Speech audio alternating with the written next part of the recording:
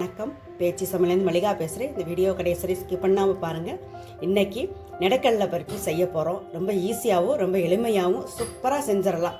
வீடியோவுக்கு போகிறதுக்கு முன்னால் முதல் முறையாக அந்த வீடியோ பார்க்குறவங்களா இருந்தால் பேச்சு சமையலுக்கு சப்ஸ்கிரைப் பண்ணிடுங்க. பக்கத்தில் உள்ள பெல் பட்டனை கிளிக் பண்ணுங்கள். அப்போ நான் போகிற வீடியோ உடனுக்குடன் நோட்டிஃபிகேஷனாக உங்களுக்கு வந்து கிடைக்கும். வாங்க வீடியோக்குள்ளே போகலாம்.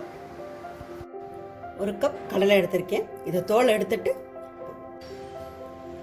தோல் எடுத்து வச்சுருக்கேன். இதில் மிக்சியில் போட்டு இதை பவுடர் பண்ணியாச்சு. அடுப்பு பற்ற வச்சு 3/4 கப் சர்க்கரையை போட்டு கப் தண்ணி ஊற்றிக்கலாம். நல்லா கொதிக்கட்டும். ஒரு கம்பி பதம் நமக்கு தேவை. நல்லா கொதிச்சு வரட்டும். சர்க்கரை கரைஞ்சிருக்குது. கொதி வரட்டும். 3/4 கப் சர்க்கரைக்கு 1/2 கப் தண்ணி ஊற்றிருக்கோம். சீக்கிரம் ஒரு கம்பி பதம் வந்துடும். இன்னும் கொஞ்ச நேரத்தில், இன்னும் 2 நிமிஷத்தில் 1 நிமிஷத்தில் வந்துடும் ஒரு கம்பி பதம்.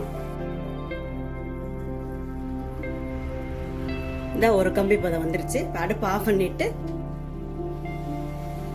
அரைச்சி வச்சிருக்கோம்ல வேர்க்கடலை பொடி அதை போட்டு கிளறணும்.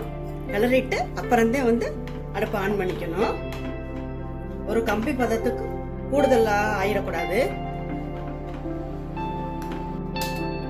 எல்லாமே போட்டாச்சு. அடுப்பு ஆஃப் ஆகிட்டே இருக்குது. இனிமே அடுப்பு ஆன் பண்ணணும். அடுப்பு ஆன் பண்ணியாச்சு. கிளறலாம். அதுக்குள்ளேயும் நெய் ஒரு பிளேட்டில் நெய் தடவி வச்சுக்கணும். அதே லேசாக ஒட்டாமல் வருது.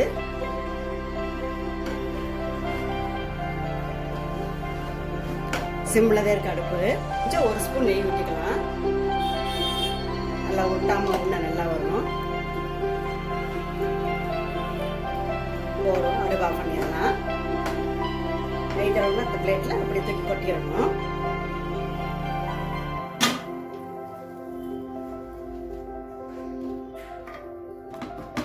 தூள் பண்ணி வச்சிருக்கேன். அதுக்கு மேலே போட்டுக்கலாம்.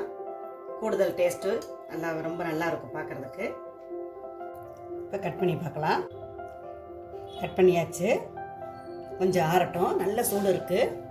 ஆற ஒட்டி பார்க்கலாம். நெடக்கடலை பருப்பி சூப்பராக ரெடி பண்ணிட்டோம்.